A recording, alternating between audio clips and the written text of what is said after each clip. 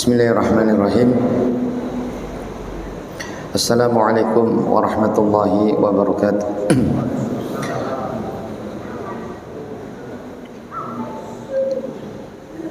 Innal hamdalillah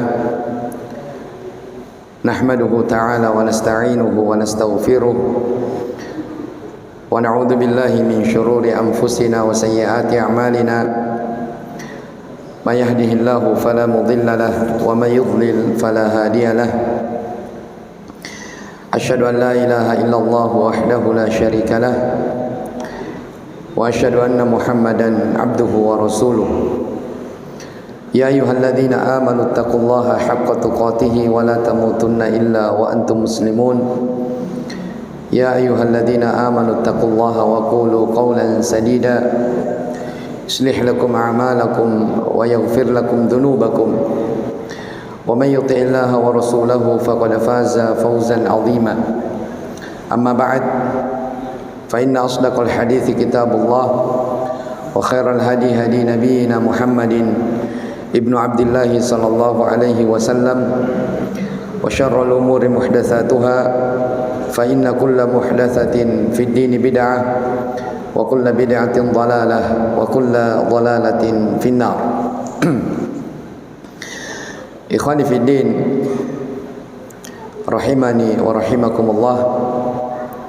Alhamdulillah, kita memuji dan bersyukur kepada Allah Subhanahu wa taala atas segala macam kebaikan dan karunia serta nikmat yang Allah berikan kepada kita semua, sehingga hingga detik ini kita masih diberikan kemudahan oleh Allah Subhanahu wa taala untuk melangkahkan kaki-kaki kita menuju kepada ketaatan, menuju kepada kebaikan-kebaikan, dan itu adalah bentuk atau sebagai wujud dari kesyukuran kita terhadap nikmat-nikmat yang Allah Subhanahu wa taala berikan kepada kita.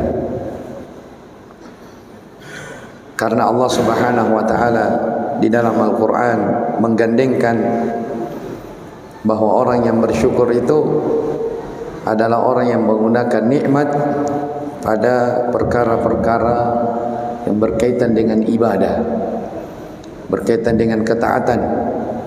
Balillaha fa'bud wa kum minasyakirin. Bahkan hanya kepada Allah hendaknya kalian beribadah dan jadilah hamba-hamba yang selalu bersyukur. Jamaah rahimani wa rahimakumullah, di kajian kita di malam hari ini insyaallah kita akan sedikit mengingatkan kepada diri saya pribadi dan kepada jemaah sekalian tentang jerat-jerat atau tipu-tipu daya syaitan yang merupakan musuh besar bagi manusia. Ikhwani fiddin rahimani wa rahimakumullah. Ya, kita semua paham dan mengerti bahwa kehidupan dunia ini adalah tempat manusia diuji. Ya. Kehidupan dunia ini adalah ujian bagi kita semua. Makanya dalam Al-Quran dikatakan alladzi khalaqal mauta wal hayata liyabluwakum ayyukum ahsanu amala. Allah yang telah menciptakan kematian dan kehidupan untuk menguji siapa di antara kalian yang terbaik amalannya. Ya, hidup di dunia ini adalah ujian. Dan setiap orang di dalam kehidupan dunia ini memiliki musuh. Ya, musuh dari kalangan dirinya sendiri ataupun dari kalangan golongan lain. Dan Allah Subhanahu wa taala memberitakan di dalam Al-Qur'an bahwa musuh yang paling nyata bagi manusia adalah syaitan. Sebagaimana firman Allah Subhanahu wa taala, "Inna syaitana lakum aduwwun fattakhiduhu aduwwan." innama yad'u hizbahu liyakuna min ashabis sa'ir. Sesungguhnya syaitan itu adalah musuh kalian yang sangat nyata. Fattakhiduhu aduwa, maka jadikanlah sebagai musuh. Innama yad'u hizbahu liyakunu min ashabis sa'ir. Sesungguhnya syaitan itu hanya mengajak golongan-golongannya untuk menjadi penghuni neraka yang menyala-nyala. Jamaah rahimani wa rahimakumullah. Terkadang di dalam kehidupan ini kita perlu mengenal dari kejelekan-kejelekan agar kita tidak terjatuh dan kita bisa terhindar dari kejelekan tersebut. Makanya dari keindahan syariat kita, syariat Islam, Allah Subhanahu wa taala mengutus para nabi dan rasul di atas muka bumi ini. Mereka bukan hanya sekedar memberikan kabar gembira, menjanjikan masuk surga, menjanjikan pahala-pahala yang besar bagi yang beramal. Tapi dari sisi lain, para nabi dan rasul diutus oleh Allah untuk menyampaikan peringatan-peringatan, untuk memperingatkan manusia dari hal-hal yang berbahaya baginya. Makanya disebutkan di dalam Al-Quran, rusulan mubasyirin wa mundhirin. Kata Allah Subhanahu wa taala, para rasul itu mubasyirin, memberikan kabar gembira, sekaligus mundhirin, memberi peringatan. Dua, bukan hanya sekedar menjanjikan pahala-pahala, tapi para rasul juga memperingatkan dari bahaya-bahaya. Makanya di antara perkara yang perlu kita ketahui adalah jerat-jerat syaitan yang merupakan musuh kita yang sangat nyata. Apalagi Allah Subhanahu wa taala yang kita ibadahi memerintahkan kita untuk menjauhi sedikit pun dari langkah-langkah syaitan tersebut. Kita dilarang. Kata Allah Subhanahu wa taala, "Wala tattabi'u khutuwati syaitan." Dan janganlah kalian mengikuti khutuwat. Khutuwat itu dari kata khutwah. Khutuwat itu artinya langkah-langkah. Apapun dari langkah syaitan jangan diikuti. Sebab setiap langkah yang ditunjuki oleh syaitan itu semuanya pasti adalah jalan menuju kepada kejelekan. Maka Allah larang kita, Allah melarang manusia agar jangan sekali-kali mengikuti dari langkah-langkah syaitan. Bahkan ayah kita, nenek moyang kita, Nabi Adam alaihissalam sudah diingatkan.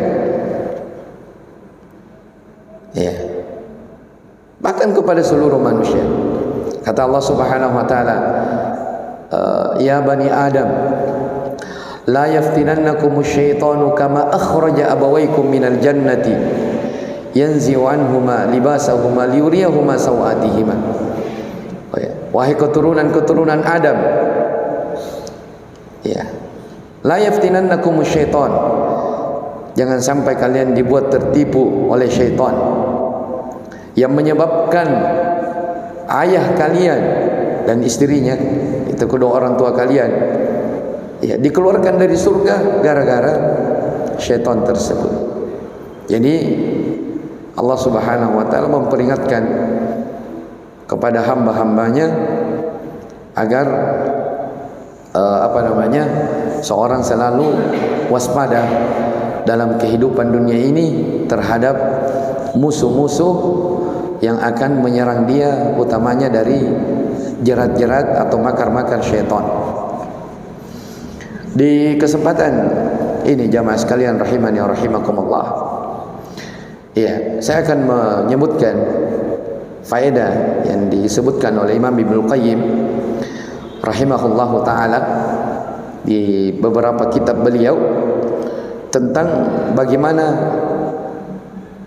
syaitan atau iblis, bagaimana tahap mereka untuk menyesatkan manusia. Ada tahapannya. Ya, namun sebelum saya sebutkan apa yang diterangkan oleh Imam Ibnu Qayyim rahimahullah di sini dari jerat-jerat atau metode syaitan di dalam menggoda manusia. Ya, yang pertama saya mau terangkan dulu nama-nama yang kadang ya mungkin agak tersamarkan pada sebahagian kita. Jadi sering kita dengar ada kata syaitan. Ya, sering kita dengar kata jin. Terus ada lagi iblis. Ya, syaitan, iblis, apa lagi? Jin. Ya, ini diterangkan oleh para ulama. Apa bedanya iblis, syaitan dengan jin? Ya, jadi diterangkan bahwa jin itu ada 3 jenis. Ya. Jin itu ada 3 jenis. Ya, ada namanya iblis. Ya, 1. Ada jin yang baik, dan ada jin yang jahat. Ya. Saya ulangi, jin itu ada 3 golongan, ada iblis, ada jin yang baik, ada jin yang jahat.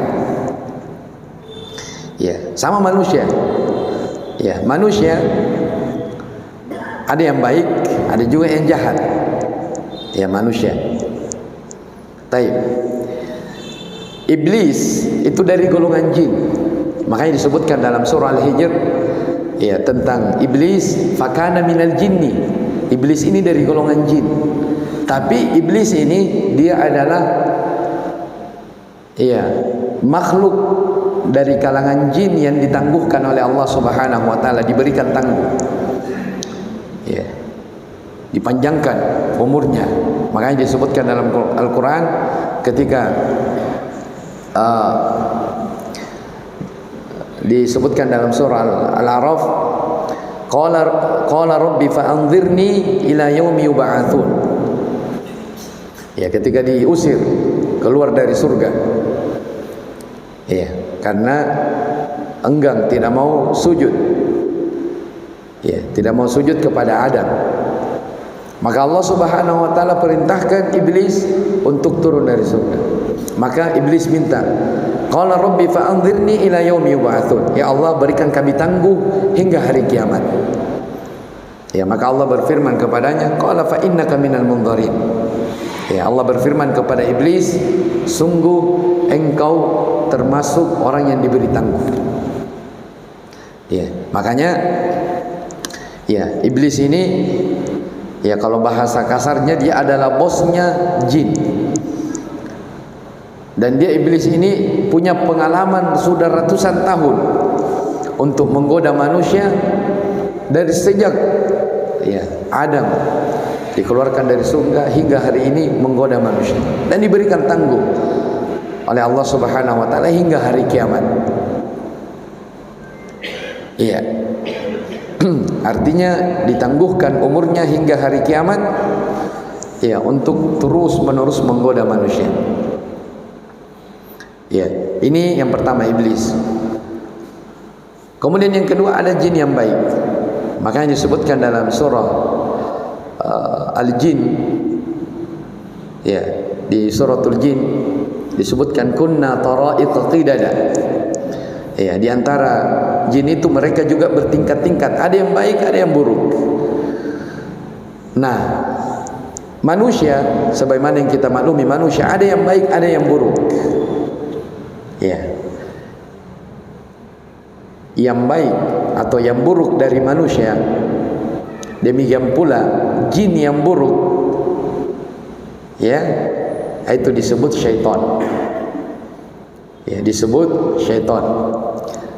Manusia yang buruk, ya, dan jin yang buruk disebut syaitan, dan bosnya adalah iblis.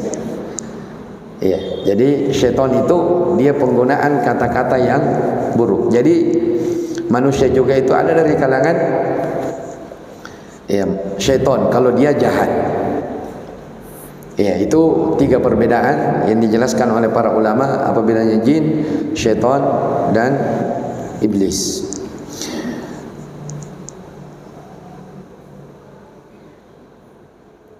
Baik, kemudian jemaah sekalian rahimani wa rahimakumullah, sebelum saya menyebutkan tentang jerat-jerat syaitan ini atau iblis ini, jadi para ulama menjelaskan kenapa di dalam Al-Quran disebutkan bahwa syaitan ini adalah musuh yang paling berat dihadapi oleh manusia. Ya. Ibnu Qayyim rahimahullah menjelaskan beberapa alasan. Saya ulangi, kenapa syaitan atau iblis dikatakan adalah musuh yang paling berat dihadapi oleh manusia. Ya, ada beberapa alasan. Alasan yang pertama, dikatakan syaitan adalah musuh yang sangat berat dihadapi oleh manusia. Ya, alasan yang pertama, karena syaitan alias iblis diberi tangguh oleh Allah Subhanahu wa taala hingga hari kiamat. Ya, diberikan tangguh oleh Allah Subhanahu wa taala hingga hari kiamat.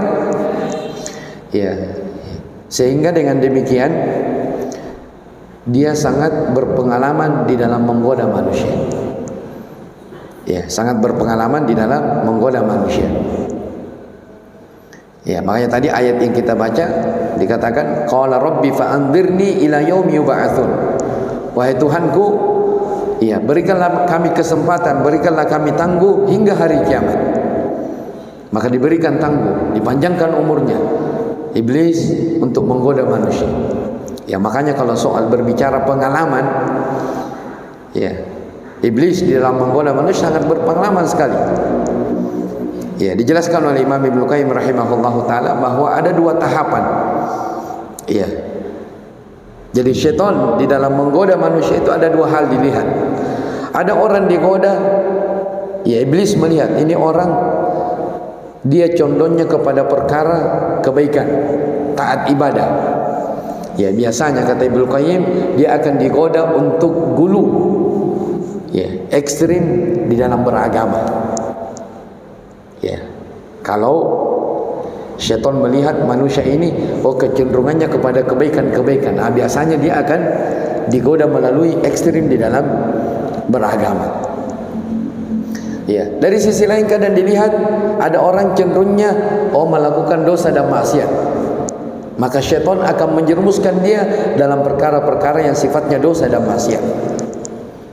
Ya, sebagaimana kita akan sebutkan nanti. Ini alasan yang pertama. Ya, syaitan adalah musuh yang sangat berat dihadapi oleh manusia karena Allah Subhanahu wa taala memberikan tangguh kepada mereka hingga hari kiamat untuk menggoda manusia. Alasan yang kedua, ya, kenapa dikatakan iblis dan syaitan ini adalah musuh yang sangat berat dihadapi oleh manusia? Karena dia dan pasukannya melihat kita, sementara kita tidak melihat mereka.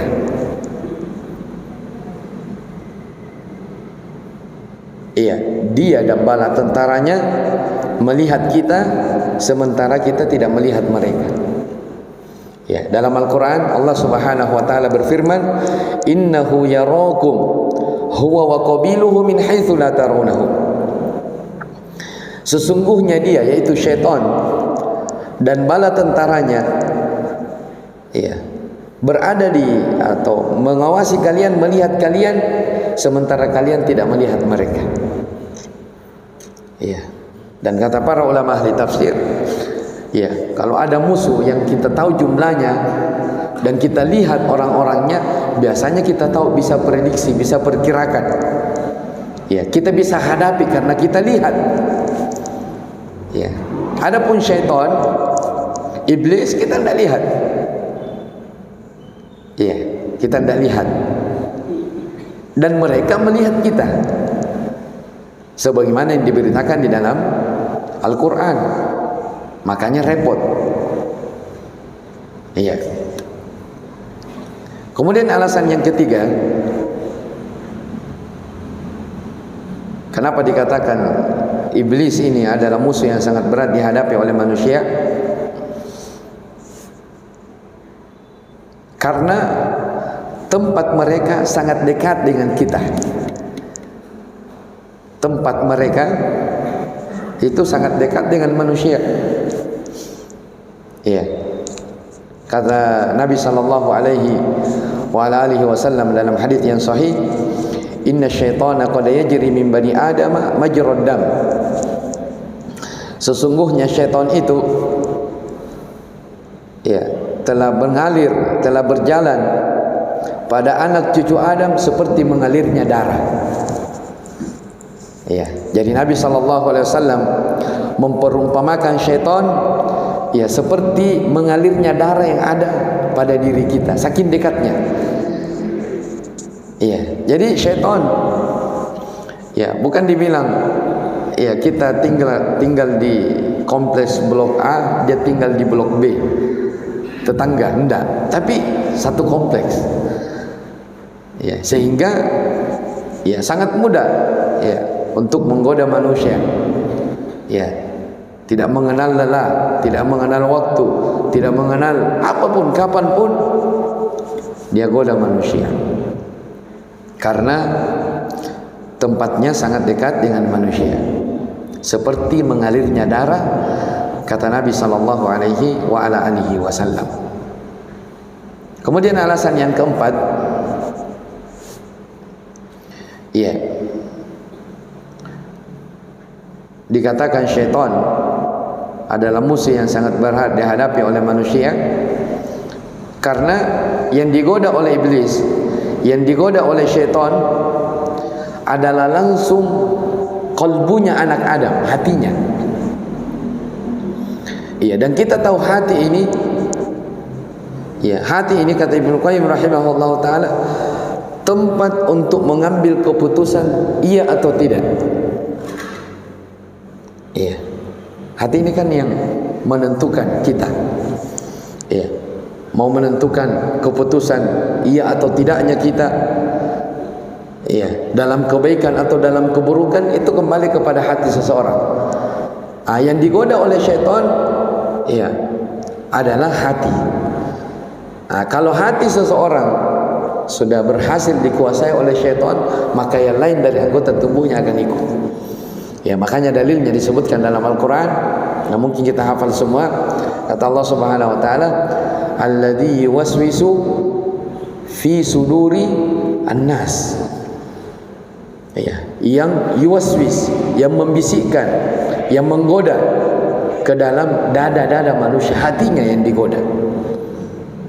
Ya, jadi syaitan tidak membisikkan manusia dulu ke ke anggota tubuhnya yang lain sebelum hatinya. Kata Allah Subhanahu wa taala, "Alladzi yuwaswisu fi sudurin nas."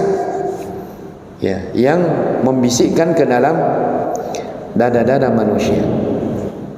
Ya, sehingga kalau hati ini berhasil dipengaruhi oleh iblis, oleh syaitan, maka di saat itulah anggota tubuh yang lain ikut. Ya, ikhwani fiddin rahimani wa rahimakumullah. Kemudian alasan yang kelima, dikatakan syaitan adalah musuh yang terberat dihadapi oleh manusia. Alasan yang kelima karena syaitan tidak pernah lelah, tidak pernah bosan di dalam menggoda anak Adam. Kata Nabi sallallahu alaihi wasallam dalam hadis yang sahih, "Inna syaitana qad yaq'udu libni Adam bi atrukihi." Sesungguhnya syaitan itu dia duduk, ya, dia nongkrong di tempat duduknya anak cucu Adam dengan berbagai cara. Ya, dalam Al-Quran kata Allah Subhanahu wa taala, "Qala fa bima aghwaytani la aqudanna lahum siratakal mustaqim." Ya Allah, dengan sebab engkau telah memponis saya, memponis sebagai makhluk yang tersesat, ya, la ughwiyannahum ajma'in, aku akan sesatkan mereka anak cucu Adam seluruhnya.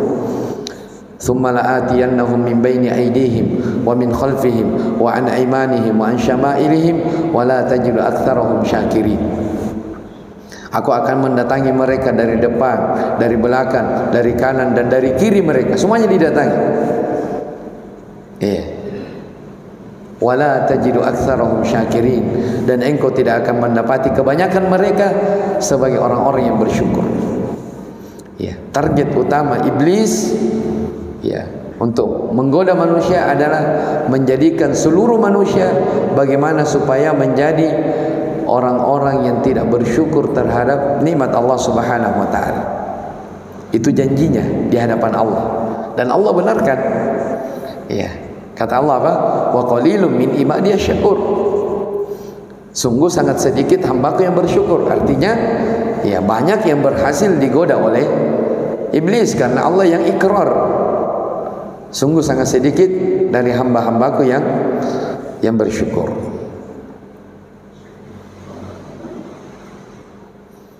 Taib. Ikhwani rahimani wa rahimakumullah. Di antara hal, ya, yang disebutkan oleh Imam Ibnu Qayyim rahimahullahu taala, bahwa di antara jerat-jerat syaitan, ya, menggoda manusia, ya, syaitan itu melihat kecenderungan manusia. Ya, syaitan itu atau iblis itu melihat, ya, kecenderungan manusia. Ya, kata Ibnu Qayyim rahimahullah, jika kecenderungan seseorang kepada kebaikan-kebaikan, ya, syaitan melihat ini orang dia taat ibadah, ini orang dari remajanya dia orang-orang yang taat, ya. Kata beliau, biasanya dia akan dijerumuskan pada perkara-perkara yang sifatnya gulu, ekstrim. Jadi hati-hati. Ya. Yang kedua, syaitan melihat kepada kecenderungan manusia. Jika orang tersebut cenderungnya kepada dosa, ya, iblis melihat, oh, ini orang cenderung kepada maksiat, ini cenderung kepada dosa, maka biasanya dia akan diarahkan, akan ditenggelamkan dalam perkara-perkara yang berkaitan dengan maksiat. Jadi jangan kita pernah berpikir bahwa syaitan kalau orang sudah taat beribadah kepada Allah, dia tidak akan digoda. Bahkan siapapun dari kalangan manusia, hatta orang-orang soleh, hatta para nabi, iya, mereka pun tidak lepas dari godaan syaitan. Iya, mereka tidak lepas dari godaan syaitan. Iya, makanya disebutkan di dalam Al-Quran, iya, bahwa syaitan itu wa ikhwanuhum yamuddunahum fil ghayyi thumma la yuqsirun. Iya, mereka dan saudara-saudara mereka, ya, dari kalangan syaitan yang lain, mereka saling bantu-membantu, saling bahu-membahu di dalam menyesatkan. Thumma la yuqsirun, kemudian mereka tidak pernah lelah, tidak pernah capek di dalam menggoda manusia. Dan Ibnu Qayyim rahimahullahu taala, beliau menerangkan bahwa urutan atau skala prioritas, ya, yang paling utama, ya, target utama iblis itu memiliki target di dalam menggoda manusia, ada urutannya. Iya. Di antara urutannya kata Ibnu Qayyim rahimahullahu taala adalah target utama iblis bagaimana umat manusia ini, bagaimana supaya mereka berhasil menjerumuskan mereka ke dalam kekafiran, kesyirikan, kemunafikan atau keraguan di dalam beragama. Ya, ini target yang merupakan skala prioritas yang paling diutamakan. Ya, makanya ya, ketika ada orang yang terjatuh ke dalam kekufuran, terjatuh ke dalam kesyirikan, terjatuh ke dalam kemunafikan, itulah yang paling diinginkan oleh iblis. Ya, sebab kalau ini orang terjatuh, manusia terjatuh di situ, tidak ada harapan. Ya. Dan betul itulah yang disebutkan innama yad'u hizbahu liyakunu min ashabis sa'ir. Ya, sesungguhnya target utama syaitan adalah mengajak golongannya untuk menjadi penghuni neraka yang menyala-nyala.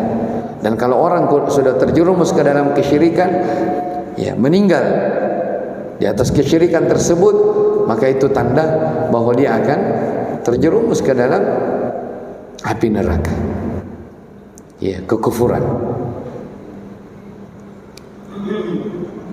Kemudian yang kedua, kalau iblis tidak berhasil menyesatkan manusia dari sisi kekafiran atau kesyirikan, maka dia akan naik di tingkatan yang kedua. Ya, jadi ada orang susah dijerumuskan dalam hal kesyirikan, dia orang yang kuat tauhidnya. Iblis tidak akan putus asa, dia akan mencari jalan lain. Ya, apa jalan yang kedua? Kata Ibnu Qayyim rahimahullah, orang tersebut akan diarahkan kepada perkara yang sifatnya bid'ah. Ya. Jadi ada orang tahu hukum syirik itu begini. Ya, siapa yang melakukan kesyirikan, dia tahu dalil-dalilnya tentang syirik, kekal dalam neraka, meninggal kesyirikan. Dia tahu semua dalilnya. Apakah syaitan berpangku tangan, tidak bisa lagi, tidak ada jalan lain? Dia akan menggoda di arah yang kedua. Apa itu? Boleh jadi seorang akan dibuat rajin ibadah hingga akhirnya dia terjatuh dalam perkara bid'ah. Ya, perkara bid'ah yaitu perkara melakukan hal yang baru dalam agama yang tidak dituntunkan oleh Nabi SAW, tapi dianggap itu ibadah. Dan perkara bid'ah inilah yang Nabi SAW sangat wanti-wanti sekali.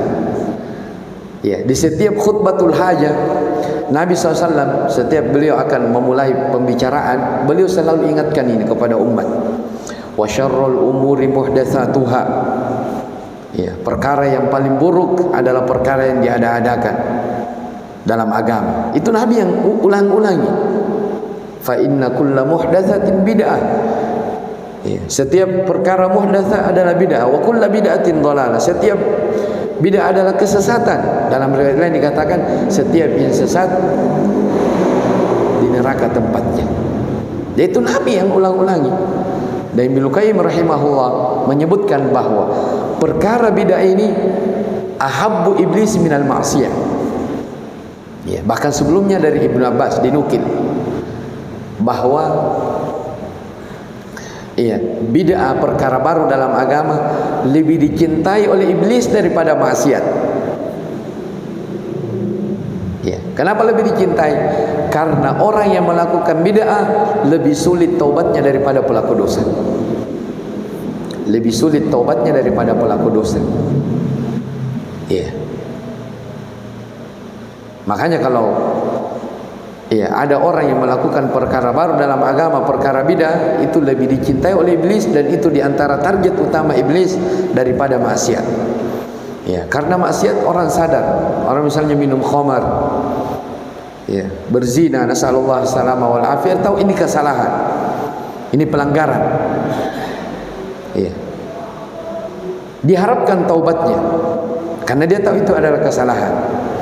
Tapi kalau dalam perkara dia anggap itu ibadah padahal tidak pernah dituntunkan oleh Nabi SAW, dia susah kembalinya.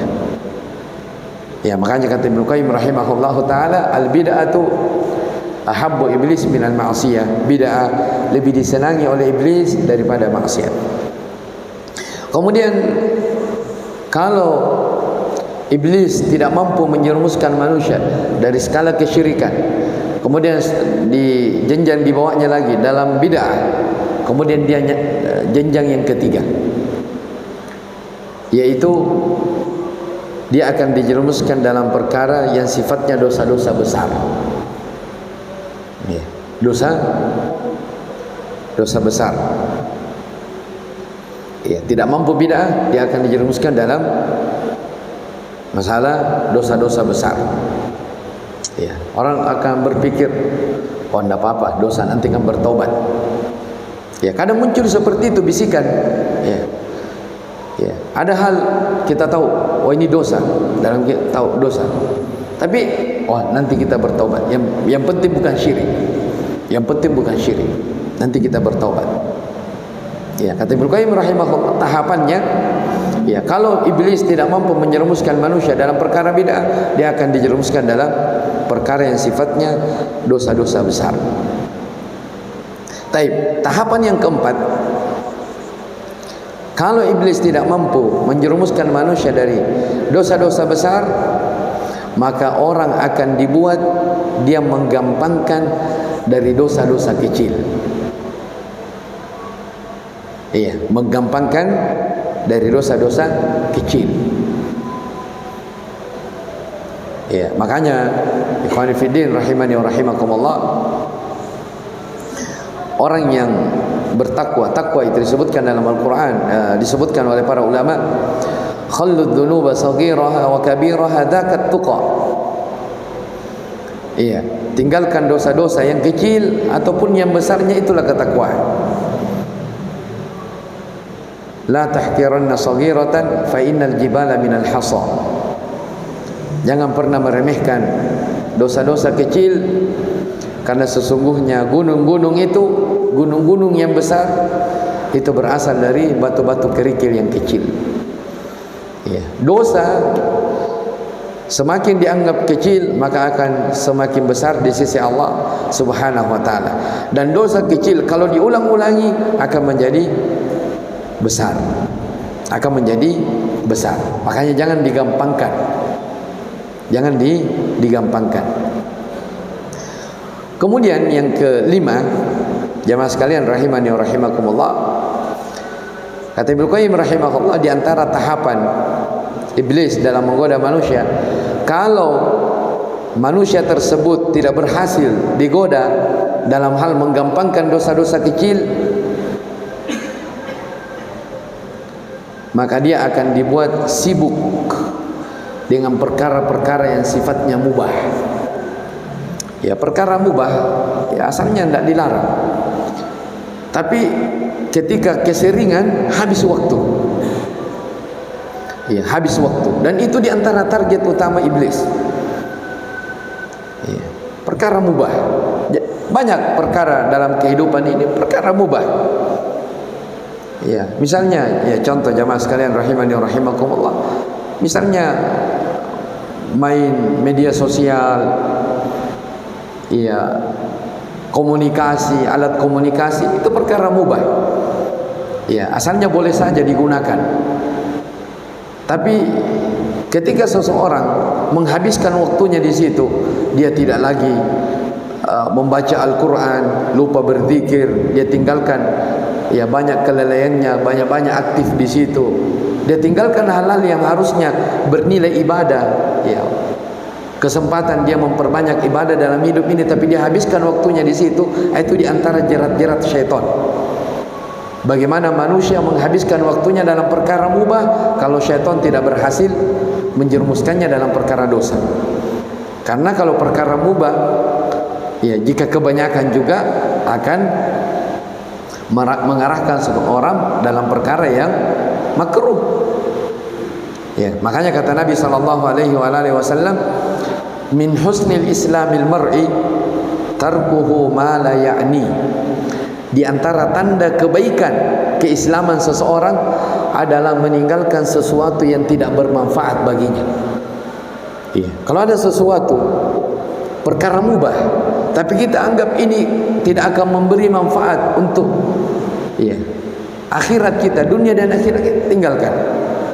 Ya, apalagi kalau perkara yang akan menjerumus ke dalam dosa dan maksiat, tentunya lebih harus ditinggalkan lagi. Ya. Dan banyak perkara-perkara dalam kehidupan ini mungkin bisa melalaikan kita dari mengingat Allah Subhanahu wa taala, dari berzikir, membaca Al-Qur'an. Ya, kalau kita ikhwani fiddin rahimani wa rahimakumullah introspeksi diri, ya muhasabah, ya, berapa lembar Al-Qur'an yang kita bisa baca dalam waktu kita 24 jam? Dan berapa kali kita bisa buka HP misalnya, mohon maaf, 1 kali 24 jam. Iya. 1 lembar saja. Ya, adakah di antara kita yang bisa istiqomah 1 kali 24 jam dia bisa baca Al-Quran 1 lembar dalam hidupnya ini? Ya, biasanya kita dengar orang baca Al-Quran khatam itu Ramadan. Itu pun kalau khatam. Ya. Ibnu Hazm rahimahullah, ya, beliau mengatakan orang yang melewati 40 harinya, lewati 40 hari dan dia tidak bisa membaca khatam Al-Quran, itu dianggap sebagai orang yang lalai.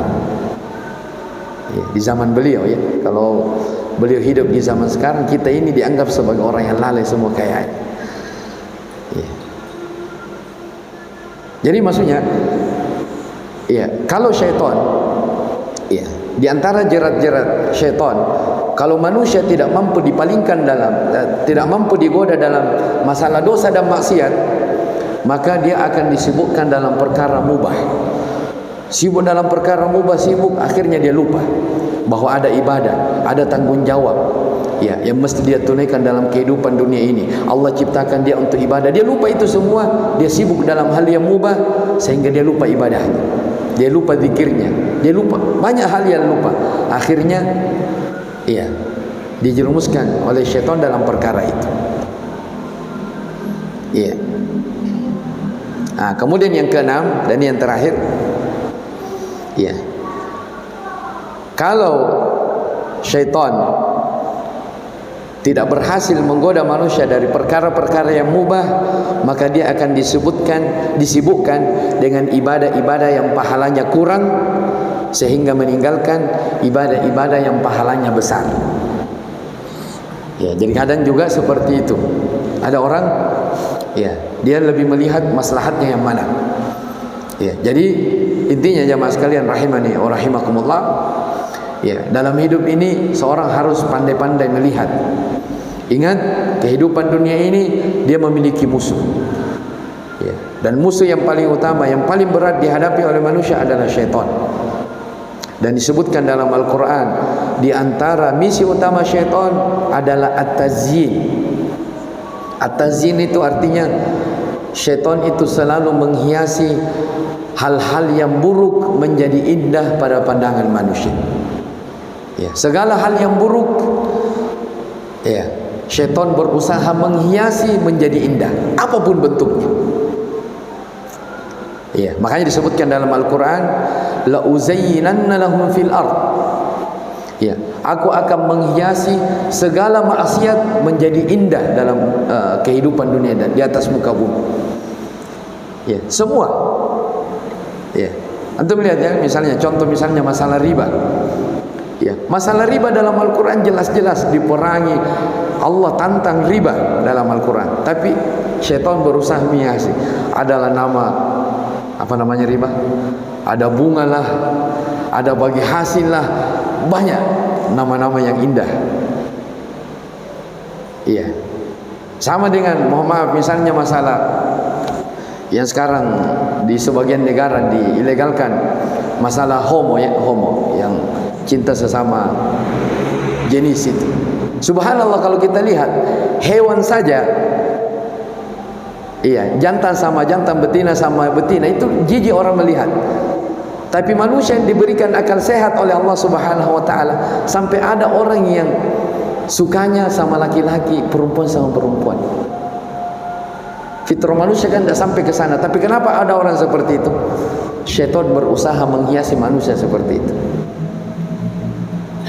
Dan demikianlah segala sesuatu yang bentuknya kejelekan itu berusaha dihiasi oleh syaitan dalam kehidupan dunia ini. Bagaimana intinya, bagaimana supaya manusia itu menjadi teman-teman syaitan, ya, di neraka jahanam bersama mereka. Dan ini hendaknya seorang selalu waspada dalam kehidupan dunia ini, bahwa kita memiliki musuh yang sangat nyata. Inna syaitana lakum adu, sesungguhnya syaitan adalah musuh kalian. Fattakhiduhu aduwa, maka jadikanlah dia sebagai musuh. Innama yadu hizbahu liyakuna min ashabis sa'ir, sesungguhnya syaitan hanya mengajak ya kawan-kawannya, kelompok-kelompoknya menjadi penghuni neraka yang menyala-nyala. Wallahu alam. Semoga Allah Subhanahu wa taala selalu melindungi kita ya dari jerat-jerat syaitan, dan selalu kita memohon kepada Allah Subhanahu wa taala agar bisa istiqamah di atas jalan kebaikan, ketaatan. Innahu waliyudzalika wal qadiru alaih. Subhanakallah bihamdik, asyhadu an la ilaha illa anta, astaghfiruka wa atubu ilaik. Assalamualaikum warahmatullahi wabarakatuh.